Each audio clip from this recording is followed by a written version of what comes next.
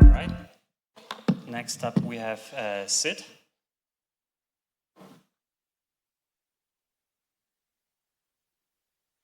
All right. Thank you. All right, so hi everyone. I have been working on a CI system for a while now, and I think you might really like it, so have a look. Let's say you've decided you want CI for your system, so you have a look at either GitHub Actions or GitLab runners or whatever else you like. And this is more or less your experience, or it was mine at least. Has anyone done this? Has this been your Git history at some point? Yes, exactly, right? So this is now optional. You don't need to do this anymore. In particular, you don't need to be writing YAML anymore. We don't need to be YAML programmers. This is a real command that I really ran on a real work code base. We had 3,000 lines of YAML that we just deleted. Also real. Who here has pipelines that take an hour? Look around. This is not normal. Okay? This is optional from now on. And then they fail. Okay? So what do we do when they fail? We press retry. All right, so I want to introduce you a radically different way of looking at this. This is what your history could look like. It could be passing from the first commit, and then you can actually get work done, and it doesn't need to take very long. You don't need to configure it. You don't need to be writing any YAML files because it can figure out what to do by itself. That's the wrong button. I have about 100 repositories that now all have passing CI, where previously they had copy-pasted YAML files that were then broken after the first run. Now they all have passing CI. You can just enable this on all your repositories so that even in new repositories from the first commit, you have passing CI. This is what it could look like. I mean, this is what it actually looks like because that's a screenshot. This is an actual suite which didn't even fit onto the entire screenshot because I had a longer screen than wide. But this is a full suite that runs in 3 minutes. It builds entire operating systems, runs them in virtual networks to test them against each other. It could be fast because we have decided to use really big machines for this. There it is. In total, it spent 5 minutes doing things, and it took 3 minutes to do so because there's more than one worker. This is the fun part. Remember pressing retry? We automated pressing retry.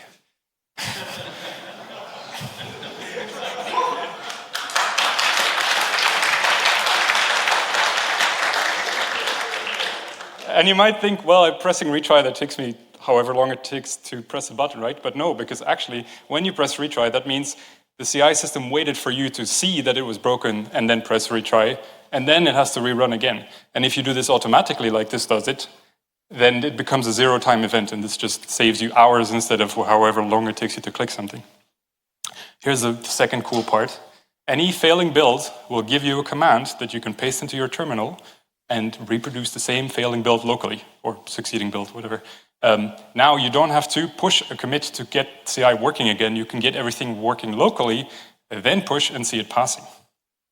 And that was the whole presentation, which I have 2 more minutes for. If you have any questions, now would be a good time. Otherwise, come talk to me afterwards. I can demo this on your repository because it is zero config, which means if you haven't configured it, which you probably haven't, I can still run CI for you. So come and talk to me if you'd like me to try that on one of your repositories.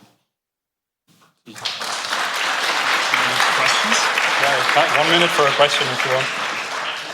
Any questions? Yes? How does it know what to run? Hold on 1 sec. The question was, how does it know what to run? It uses the flake schema to figure out what is in a flake to then do all of it. There's also continuous deployment, which you have to write a script for, but it's done in a certain way that you can locally reproduce that too. So you can have locally reproducible continuous deployment, which is like... Yeah. Yes?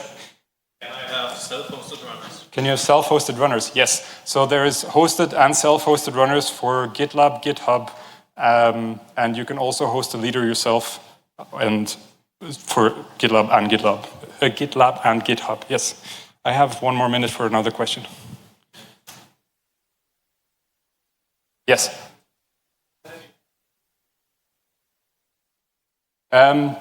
Long story short, you need to talk to me about that, but it's more or less the cheapest thing you'll find. Yes, the question was, what's the price?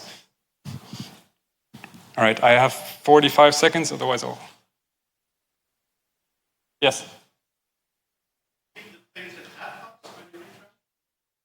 Yes, indeed, yes. So it is Nix aware, obviously. So everything that's already been cached because it's done doesn't need to be rebuilt. So that's why the second run, when it automatically presses retry, is usually way faster than the first one, indeed. All right, I'm going to leave it there. If you have any other questions, come talk to me afterwards. If you want a demo, come talk to me as well.